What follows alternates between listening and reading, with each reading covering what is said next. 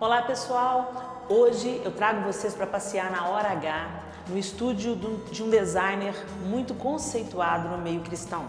Eu estou falando de Marcos Castro. Vamos conhecer um pouco mais sobre o Marcos? Olá! Olá! Tudo bem, Marcos? Tudo jóia. Prazer. Igualmente. Prazer estar aqui no seu estúdio. Prazer Eu quero todo te meu. conhecer um pouco e levar para o pessoal de casa um pouco mais da história do Marcos Castro. Marcos Castro, você é designer, Sim. mas você é mais conhecido como fotógrafo. Ah, isso é uma coisa nova, né? Me conta São essa... 18 anos de designer e 4 de fotógrafo. É mesmo? A foto foi uma coisa que eu sempre amei. A fotografia, ela faz parte de uma linha, né? O design, praticamente todo o trabalho do design, ele envolve a fotografia. A fotografia, ela faz parte. Uma foto bem feita, bem produzida, ela pode ser a capa de um livro, a capa de um CD. O que é o seu trabalho hoje? O que o designer faz? Ó, a Imaginar hoje, na verdade, ela é o quê? Ela é uma agência full service.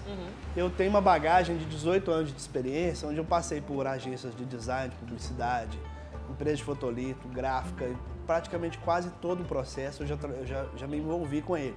Produção gráfica. Com isso, o que eu trouxe? Eu trouxe a minha bagagem de experiência para dentro da Imaginar. O cliente chega aqui, a gente desenvolve a marca, a gente cuida da identidade visual toda do cliente, a gente faz as fotos, faz a parte de consultoria, muitas vezes até da própria imagem do cliente. A gente desenvolve campanhas digitais de marketing, a parte de comunicação, a gente faz o website, faz capa de CD, capa de livro, só faz dinheiro que não importa. Agora a gente vai deixar um pouquinho profissional, fotógrafo, designer, e eu quero saber um pouco da história do homem, Marcos Castro, que eu tenho certeza que vai abençoar quem está nos assistindo. Vamos lá, essa história é legal. Essa história é legal. Na verdade é o seguinte, eu fui criado com os meus avós, né? No momento os meus pais muito novinhos nasceram, meus avós me pegaram para criar como responsabilidade deles, sentiram essa necessidade. E o que aconteceu nesse intervalo? Eu tive alguns, à medida que eu fui me entendendo por gente, eu comecei a ver que eu precisava de interagir junto dessa família. Meu pai era alcoólatra e a minha avó teve câncer, meu avô esquizofrenia, então era uma vida dentro de hospital constantemente. E nessa confusão toda, eu conheci a minha esposa linda, que eu orei, pedi ela, a Roberta. E tem a Roberta nos braços, Tem né? a Literalmente. Roberta, isso é uma declaração de amor. Né? E a gente resolveu, se programou para ter um filho, que é o Davi. E eu tive mais uma surpresa, né? A gente fez o quarto lá, pintou de Arca de Noé, aquela coisa toda. Eu punha a mão na barriga e orava quase todo dia. Deus, manda ele saudável. Não precisa vir lindo igual a esposa, não. Nem feio igual o pai, mas manda ele saudável. E aconteceu que quando ele nasceu direto para UTI. Já direto, ninguém sabia o que era, sangrando e aquela correria, aquela loucura. E a gente não pôde ter aquele prazer que todo pai tem, mãe tem, de levar para casa, de pôr nos braços. O primeiro impacto que eu tive foi assim, eu realmente assim, durante muitos anos servindo a Deus, eu cheguei num momento que eu falei assim, olha, Deus para mim me abandonou, não existe.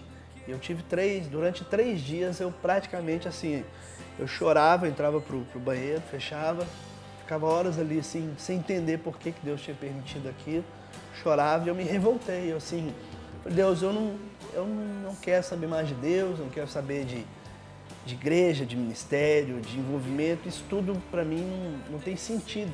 E Deus me respeitou muito nesse intervalo, porque quando terminou os 3 dias do meu luto, Deus virou para mim e falou assim, agora pega a Bíblia que eu vou te falar. Eu falei, que pega a Bíblia? Que não Agora acredito. deixa eu ouvir tudo que você tinha para dizer. Não. É a minha vez Deus de foi falar. comigo, eu te ouvi, agora você vai me ouvir. Uau. E aí, Você vai me ouvir como? Não.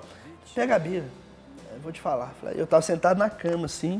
Falei, então tá. Peguei a Bíblia, abri e falei assim, vou à Bíblia, onde eu botar o dedo, só fala comigo, porque eu não acredito mais em nada mesmo. Então, isso aqui para mim... Eu abri a Bíblia, botei o dedo, sorteado mesmo. E quando eu tirei o dedo, era aquela passagem onde Jesus está entrando com os discípulos pelo templo. E tem um coxo no chão. E os discípulos já começam, e aí Jesus, o que está pegando? Quem pecou? Foi ele? Foi a família? E tal. E Jesus falou, nenhum nem outro. Ele está aí para que a minha glória se manifeste nele. Uau. E quando eu li aquilo, Deus falou diretamente no meu ouvido assim, o Davi é meu. Ele é para que a minha glória se manifeste nele. Ele é meu, ele não é seu. Você é um tutor. E aquele momento eu caí no chão, chorei e entendi o que Deus tinha para mim. Quando eu tive a oportunidade, eu peguei o Davi, levantei ele assim e falei, Deus, é seu. Se o Senhor tiver que fazer, o Senhor mostra o caminho, eu vou estar aqui para caminhar junto. E aí a gente descobriu que era uma doença rara. Cada 1 milhão de crianças, homens, 10 nascem com essa doença. Ela chama Wiskott-Aldrich, que é o nome do médico que descobriu. E aí nós começamos uma outra saga, porque descobrimos que tinha que fazer transplante de medula óssea. Ele sangrava constantemente. A gente descobriu que o Curitiba, que era estava entre os 5 maiores hospitais de fazer transplante no Brasil, né? Uhum. Quando eu cheguei lá, eu tive um choque, porque o hospital tinha 25 anos de existência, 1.500 transplantes feitos e 12 dessa doença, e os 12 sem sucesso. Meu Deus! Então aí você imagina assim, bom, eu cheguei aqui, meu filho precisa fazer um transplante, recebi essas informações e assim, dei aquela Então Davi aquela seria gelada, o 13º? Seria o 13º guerreiro. Logo depois vem mais uma martelada, porque fez a pesquisa em nós e na família e descobriu que nenhum de nós tínhamos compatibilidade para fazer o transplante dele. Eu e minha esposa, a gente sentou e falou, olha, a gente não tem nada para fazer a não ser orar, entregar para Deus, colocar as mãos de Deus. Deus falou para mim que o Davi é dele. Então eu creio que Deus vai abrir as portas de todas as formas. Então se não existe uma medula, e Deus fala que nós podemos chamar a existência, nós vamos chamar a existência. E em 3 meses, nasceu uma criança nos Estados Unidos com cordão umbilical com 100% de compatibilidade. Uau! Ou seja, Deus trouxe a existência. Literalmente a medula. A gente tomava uma paulada de um lado e Deus vinha e restaurava e trazia esperança do outro. Uhum. A gente via o cuidado de Deus de uma forma assim, praticamente absurda.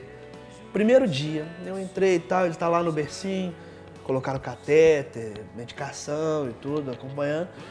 E de repente, lá por 1h da manhã, eu escutei um barulho, um burburinho no corredor. Cheguei na porta, aquela porta que tem aquele vidrozinho. Cheguei na porta e tinha uma criança, 6 anos do outro lado, que era uma menina que tinha feito transplante de medula recentemente. A gente sabia porque você acaba conhecendo todos os casos. Sim. E era uma ala infantil, só tinha criança. E aí, de repente, entrou enfermeira, entrou médico, e aquela coisa que você vê em filme, né? Uhum. Aquelas coisas de dar carga, desfibrilador e medicação aqui e dali, aquela correria. E eu acompanhando da janela, assim, mas assim, vendo um filme real. E pai e tal, e assim, durante alguns minutos, eles tentando ressuscitar a menina, de repente eu escutei só um tu. Aquilo bateu assim de uma forma muito forte. E era uma criança de 6 anos, ela transplantou, a medula não comportou a compatibilidade e ela não resistiu. Entendi. E foi assim, era uma coisa que podia acontecer comigo e com o Davi. E aconteceu? E aconteceu um milagre, né? Uma coisa assim, absurda. E foi incrível porque assim, a moça chegou, adormeceu ele, colocou a bolsa, que é igual a bolsa de sangue. E eu fiquei assim curioso, assim, mas isso aí é medula? Eu falei, é medula. Mas como? Não, ela vai para a corrente sanguínea dele e vai para onde ela tem que ir. E o Davi ali recebeu a vida, curado, hoje está com 9 anos, é um milagre vivo. A palavra que eu tenho para tudo isso, eu chamo resiliência.